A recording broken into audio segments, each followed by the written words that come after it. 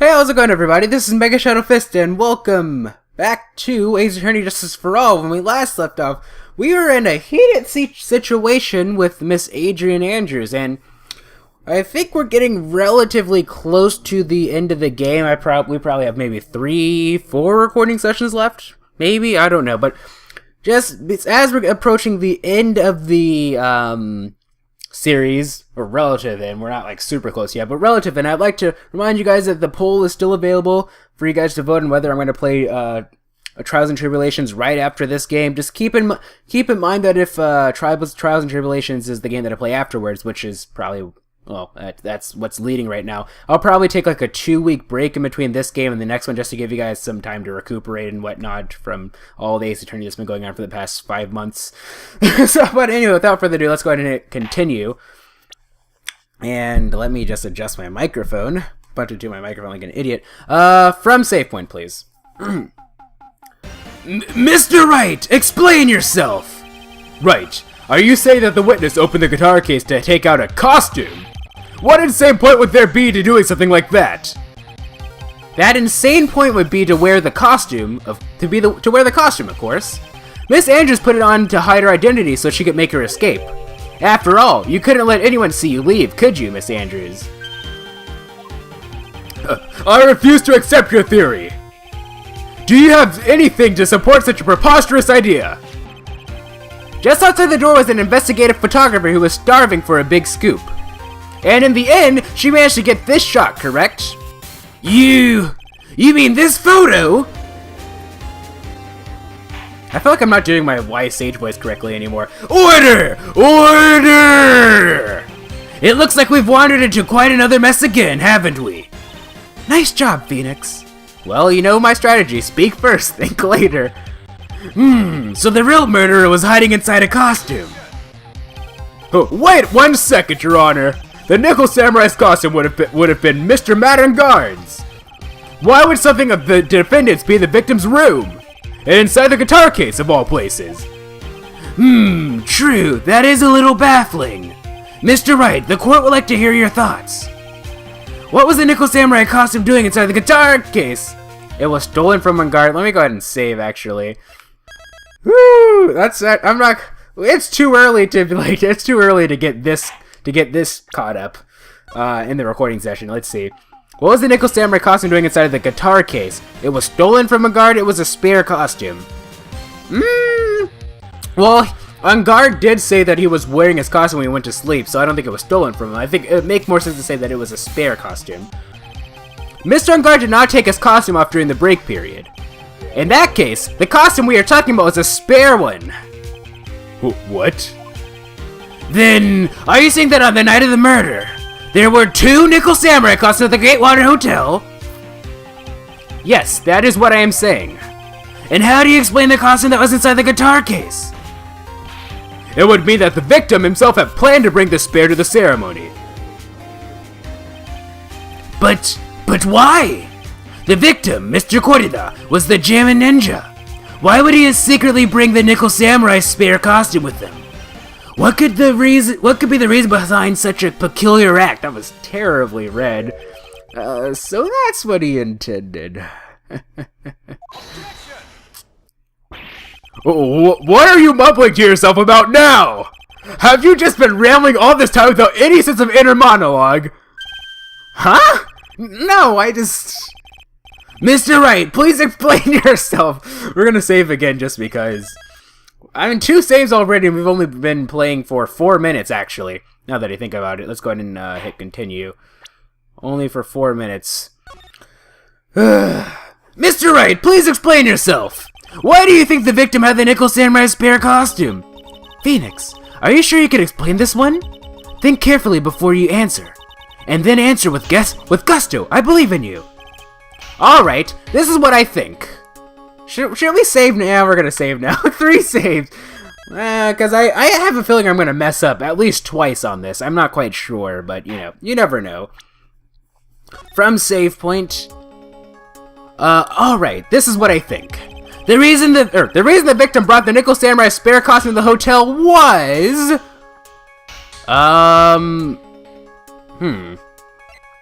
Well, let's see here. Okay, so we have Lada's photo, which doesn't make sense. Knife, Juan's autopsy report, attempted suicide report, Jammin' Ninja's button. No, I don't think so. Crime photo, wine glass, guitar case, hotel guide map, magazine clipping, Lada's camera, radio transceiver, press conference ticket, the Nickel Samurai, Maya's Magatama, and attorney's badge. So, what that? What exactly would that prove for me? I mean, out of all the things, I think that might make the most sense? But I'm not exactly sure how to prove it, but, you know, live and learn, hanging on the edge of tomorrow! What is this? On the night of the murder... Actually, this is what we need to do, good. On the night of the murder, after the stage show, the Nickel Samurai was going to hold a special press conference. A press conference? Yes, the Nickel Samurai is supposed to confess something at this conference. I heard about this as well. For once, you're not making something up, right? But what struck me as strange was that Mr. Ungard himself, said he had no idea he was supposed to be holding a press conference that night. But how can that be? The way I see it, that can mean only one thing. The conference is set up by none other than the victim, Mr. Juan Corrida himself. The victim? Yes. The spare Nickel Samurai costume was prepared for that very conference. Mr. Corrida was going to hold the press conference as the Nickel Samurai. He was going to dress up as a Nickel Samurai and hold a conference. But why would the victim do such a thing? That's something I don't quite know yet. However, what I am concerned with right now is what he intended to reveal at the conference. The Nickel Samurai was going to confess something. And by confess, I'd wager he was going to reveal something about himself. Which means that Juan Corrida, posing as the Nickel Samurai, was going to speak about Matt Ungard. Yes, I guess that is what it would mean. But if that's the case, that's not a confession, that's public disclosure. Miss Andrews, I can see why you are pros at what you do. Pardon me? Yes, just as you say, the press conference was set up by Juan. Miss Andrews, please offer us an explanation for this. I was the one he asked to help set it up. Oh, and the person who prepared the second costume for him. That was also me. You! Juan had bet everything on the Jammin' Ninja this year, and if he lost the Grand Prix, he was going to make sure Matt was going down with him. That's what he thought anyway. He was going to ruin him, huh? It looked like somehow Juan had his hands on a secret so powerful that it would destroy Matt's acting career had it been revealed. What? Oh boy. And do you know what the secret of Mr. Ungard's is, Miss Andrews? That's something only Juan knew. I don't know what it is. Ah, I see. I've probably been coming off quite suspicious to everyone, but that's to be expected. I've been trying to protect Matt, after all. Protect Mr. Ungard? And yet again, another strange bit of truth comes to light, it seems. That's such a weird rating of that. Miss Andrews, if you could, please tell us the truth about your behavior. Yes, Your Honor, I understand. Okay. Boom boom! Witness testimony protecting Matt! I don't know why I did that onomatopoeia, but from the moment I saw the crime scene, I had a feeling that Matt was the murderer. Matt had to kill Juan no matter what. And he didn't have an alibi for what he was doing at the time of the murder. My thoughts were confirmed by the evidence, of course, but the button and the knife. But I'm Matt's manager, so I felt that I had to protect him. Interesting. This does account for everything. God dang it, Judge. Man, come on. He's just like, this does account for everything. That's all he ever says. Well, I am the logical type.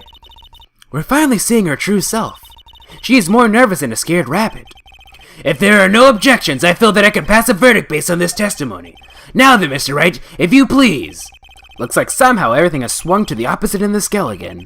That just means I have to put my weight into this, and turn her logic upside down. Boom, boom! Cross-examination! I did the whole onomatopoeia again, but it does not matter. Let's go ahead and save so that we, well, so we don't have to go through the whole pre-witness testimony banter again. You notice that she's also, like the text is scrolling really, really fast when she's talking. I think that's showing that she's nervous, because, like, the speed of the text, I think, really really sets the tone of the person, I think. I don't know, maybe it's just me. From the moment I saw the crime scene, I had a feeling that Matt was the murderer. I'm pretty sure that was intended, though. Would you say that was your intuition speaking to you? Don't confuse my methods of reasoning with your own. If you want to prove that someone did something, you need 3 things. 3 things? A motive, an opportunity to commit the crime, and finally, decisive evidence. And if you think these 3 things through, the answer becomes quite clear. You should have already known that, Phoenix. They didn't teach that to us in school, at least not from what I remember. May I continue now? Matt had to kill, so from the moment I saw the crime scene, I had a feeling that Matt was a murderer. Matt had to kill Juan no matter what. So would you say this need came from the press conference? Yes. Do you know why Juan chose that event in that hotel for the conference? Because that was when he could cause the most damage to the public's beloved Madame Guard. And you knew of this plan, didn't you, Miss Andrews? Yes, because I was the one who set up the conference and prepared the costume. But I'm sure Mr. Ungard himself didn't know anything about a press conference. Oh, really? Can you show me any proof that he didn't know about the press? No, not yet. Anyway, the important thing here is that this information was not in your testimony. Yes, I agree, Miss Andrews. Please correct your testimony, if you please.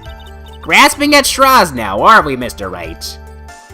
She's like the 1000th person that said something like that, to that degree. I know what his motive was, but I don't have any way to prove I'm right. We'll press that last, actually. And he didn't have any alibi for what he was doing at the time of the murder. Press. But didn't you already testify earlier that Mr. Ungard was taking a nap in his room? Are you telling me now that that too was a lie so you could cover for Mr. Ungard? I'm not telling you anything of that sort. When I went to get him for the show, he honestly was sleeping. However, as to whether he was sleeping the entire time, that I cannot say. I was too busy setting up the stage at the time. I keep trying, but I can find no flaws with what Miss Andrews has said. I can't say the same for some people here in this courtroom, however. The judge is glaring straight at Mia. He's glaring at you, smart guy. Hold on. And he didn't have an alibi for what he was doing at the time of the murder. My thoughts, the reason why I'm going back to this is because sometimes whenever I see these, I sort of only half pay attention to them. So, just... Wait. My thoughts were confirmed by the evidence, of course. The button and the knife. You can hardly call the knife decisive evidence. The fingerprints on the knife could very well be a clever camouflage. Then, what about the button? The button? It's clear from the crime scene that the victim and the murderer fought. And during the fight, the killer ripped the button from the Jammin' Ninja's costume. You're talking about this button, correct? That button was found in the pleats of Matt's Hakama, isn't that correct? I would think that makes it very decisive evidence. Looks like you were outfoxed again, Mr. Wright. Anyway, the knife doesn't prove a thing. Please fix your testimony. I can't stand the sight of a man who can't gracefully accept his defeat. Thank goodness Mia can still look at me. With an icy stare, yes. Miss Andrews, for Mr. Wright's sake, please add this information to your testimony. That button was torn off of Juan during his fight with Matt. Let's go ahead and press. And how do you know that? When the ends of the threads on the button and the costume were matched up, they were found to fit together perfectly, or so I heard. I've heard that before too. But why would Miss Andrews know about this case down to such a fine detail? Don't look at me like that, just because I'm prepared and you are not. And I thought I had her this time for sure. If there's anything to trip her up on, it was to be here. But where and what? But I'm Matt's manager, so I felt that I had to protect him. Press. But what you really did was stab the guy in the back, didn't you? And at the worst possible time. Who's to say she really stabbed the guy in the back as you put it? This witness could have disclosed things about Mr. Ungard at any time. Why then would she wait until there was a large audience before doing so? It's the same reason why Mr. Korita planned such an elaborate conference. Miss Andrews wanted to cause Mr. Ungard as much damage as she possibly could. This witness bears ill will towards the defendant. This isn't the Phoenix Wright Wax Philosophical Power Hour. And please stop slandering the witness. As I expected, Miss Andrews' testimony seems pretty solid. Really? Because to me it sounded a little wishy-washy. Wishy-washy? Well, I guess we'll see if I press a little more. You should know this by now. But you'll need strong, decisive evidence to make her talk. Got it, Chief. I'm going to pin you down this time, Miss Andrews. Blah, blah. We need to go to this other one. I don't have any. There. This is the one that I wanted to say for last. I know what his motive was, but I don't have any way to prove I'm right. Has Mr. Ungard done something to hurt or betray you personally? Why do you ask? You were the one who helped Mr. Korita with his press conference. And that event was supposed to bring down Mr. Ungard, yet you still helped out. The person on trial right now is Mr. Ungard, right? What the witness was thinking, helping the victim with his plan, is none of our concern.